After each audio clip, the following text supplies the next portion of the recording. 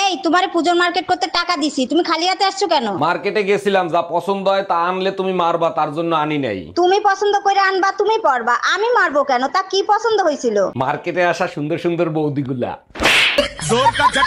ভাবি মার্কেটে যাচ্ছি, আপনার জন্য কিছু আনবো? না ভাই, আমার কিছু লাগবে না, আপনার জন্য অ্যাম্বুলেন্সে ফোন দেন। আমার তো কিছু হয় নাই, অ্যাম্বুলেন্সে ফোন দেবো কেন? কারণ আপনার পিছনে আপনার বউ দাঁড়ায় রইছে। এবারে অ্যাম্বুলেন্সে ফোন দেওয়ার দরকার নাই, সোজা গোরস্থানে ফোন দাও। এই যে দেখো 4000 টাকা দিয়ে শাড়ি কিনে আনছি, অনেক সুন্দর না? টাকা দিলাম 2000, 4000 দিয়ে শাড়ি কিনলে কি করে? মেয়েদের বুদ্ধি বলে কথা, আমরা সব করতে পারি। এক মিনিট, তোমার সাথে না মা গেছিল, মা কোথায়? শাড়ির দোকানে রাইখে আসছি, তুমি টাকা দিয়ে মাকে সারাই নিয়ে আসো। ভাইজান, এই শাড়িটার দাম কয় টাকা? কপাল ভালো, ঘুমায় ঘুমায় স্বপ্নে শপিং করতেছে। আরে ভাই, দামি দামি শাড়ি দেখান, 10-20 হাজার টাকা দামের। কেন কেন, যত দামি দামি শাড়ি আছে সব স্বপ্নে কিনে ফেলো। 20,000 টাকারটা প্যাকেট করে রাখেন, ওটা কালকে হাজবেন্ড এসে নিয়ে যাবে। এই কই তুমি? আমার মা ফোন দিছে, তোমার সাথে কথা বলবে।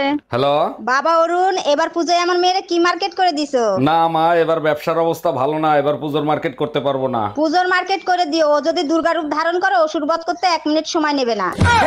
এত রাগ দেখায় লাভ নাই, আমি তোমার রাগের ধারধারি না। শেষবারের মতো বলছি, পূজোর মার্কেট করে দিবা কি না? দেখো, আমি অসুরের বংশ, আমার দ্বারা পুজোর মার্কেট হবে না। অসুর কিভাবে বধ করতে হয় আমি খুব ভালো করেই জানি। এই এবার পুজোয় কি করবা, কোনো সিদ্ধান্ত নিছো? পুজোয় তো কিছু কিনে দিলে না, তাই এইবার সিদ্ধান্ত নিছি পুজো বাপের বাড়িই করব। বলো কি, তাই নাকি? তাহলে আমি এখনই তোমার জন্য টিকিট কেটে নিয়ে আসি। আমি বাপের বাড়ি গেলে টুম্পা বাবির সাথে রাসলীলা করতে সুবিধা হবে, তাই না? হ্যালো এই কোথায় তুমি? কোন ভাবির কাছে? তোমার মনে আছে বহুদিন আগে আমরা একটা সোনার দোকানে আসছিলাম? ওরে আমার বাবুটা, কেন মনে থাকবে না সোনা পাখি? এই দোকানে তোমার একটা হার পছন্দ হয়েছিল। ওরে আমার লক্ষ্মী, তুমি সেই সোনার দোকানে গেছো? সেই দোকানের সামনে একটা নাপিতের দোকান আছে, সেই নাপিতের দোকানে চুল কাটাতে আইছি। তুই কুত্তা, একটা কুত্তা। এই ঘরে এসি লাগাইছো, টাকা পাইছো কোথায়? আমার কাছে 1000 টাকা ছিল, সেই টাকা দিয়ে কিস্তিতে এসি লাগাইছি। বাকি টাকা কি তোর বাপের বাড়ি দিয়ে এনে দিবি? আমি 1 টাকাও দিতে পারবো না। 3 মাস কিস্তি না দিলে এসি খুলে নিয়ে যাবে, গরমের 3 মাস চলে গেলে এসি দিয়ে কি করব? হ্যালো 1 মাস হয়ে গেছে বাপের বাড়ি রেখে গেছো, এর ভিতরে একটা ফোন দেওয়া জরুরি মনে করলা না? আমার কি পাগলে কামড়াইছে, মৌমাছির চাকে ইটা মারবো? বাজে কথা বলবা না, আমি যদি এর ভিতর মরে যাইতাম তাইলে কি হইতো? কেন, আমি কি তোমাদের গোরস্থানের চাবি নিয়ে আইছি? এই আজকে হুজুরের সাথে কি নিয়ে তর্ক করে আসছো? হুজুর বলল বউকে ভালোবাসলে নাকি ঘরে জান্নাত আসে। ঠিকই তো বলছে, আর তুমি কি বলছো? আমি বললাম হুজুর, অন্যের বউকে যদি ভালোবাসি তাইলে কি আসবে? হুজুর বলে তখন অ্যাম্বুলেন্স আসবে। হুজুর ভুল বলছে, অ্যাম্বুলেন্স আসবে না, মসজিদের খাটলা আসবে। এই তুমি মসজিদে নামাজ পড়তে যাও না হুজুরের সাথে গ্যাঞ্জাম করতে যাও? হুজুর জিজ্ঞেস করছে জুম্মার নামাজ শেষে কোথায় যাবেন, আমি বললাম কবরস্থানে যাব। এর জন্য তো হুজুর রাগ হতে পারে না, কি হইছে সেটা বলো। হুজুর বলে আরবিতে বলেন, তখন আমি বললাম ইন্না লিল্লাহি ওয়া ইন্না ইলাইহি রাজিউন।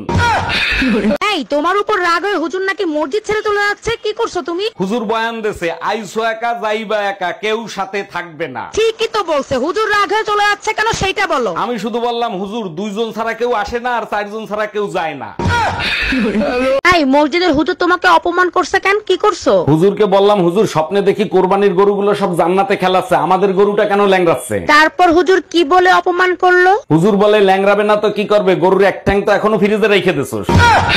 আসসালামু আলাইকুম ভাবি, জুম্মা মোবারক, কেমন আছেন আপনি? ওয়ালাইকুম আসসালাম, জুম্মা মোবারক। হঠাৎ আপনার এরকম পরিবর্তন হলো কি করে? আর ভাবি বলেন না, আমি বুঝতে পারছি আমার পাপের কলস ভরে গেছে। কলস ভরে গেছে তাতে কি হয়েছে, আপনি বাজার থেকে ড্রাম কিনে নিয়ে আসেন। হ্যালো এই কোথায় তুমি? কোন ভাবির কাছে? তোমার মনে আছে বহুদিন আগে আমরা একটা সোনার দোকানে আসছিলাম? ওরে আমার বাবুটা, কেন মনে থাকবে না সোনা পাখি? এই দোকানে তোমার একটা হার পছন্দ হয়েছিল। ওরে আমার লক্ষ্মী, তুমি সেই সোনার দোকানে গেছো? সেই দোকানের সামনে একটা নাপিতের দোকান আছে, সেই নাপিতের দোকানে চুল কাটাতে আইছি। তুই কুত্তা, একটা কুত্তা। জানো সুমন ভাই বিয়ে করে নিয়ে আইছে, বউটা দেখতে অনেক মিষ্টি। 1 মিনিট। হ্যালো সুমন ভাই, শুনলাম আপনার বউ নাকি অনেক মিষ্টি। আল্লাহ দিলে আপনাদের দোয়ায় অনেক মিষ্টি বউ পাইছি। ভাই আজকে আমার জন্মদিন, তা মিষ্টি মুখ করাবেন না? আরে ভাবি কি হয়েছে, ফ্রিজের সাথে যুদ্ধ করতেছেন কেন? ভাই, আপনার পরিচিত কোনো ফ্রিজ মিস্ত্রি জানা আছে? হ্যাঁ আছে, তার আগে বলেন ফ্রিজের কি হয়েছে? ফ্রিজ খুলতেছে না, ভিতরে কুরবানি গোশত রাখছিলাম, মনে হয় ভিতর দিয়ে গরু সিটকানি দিয়ে রাখছে।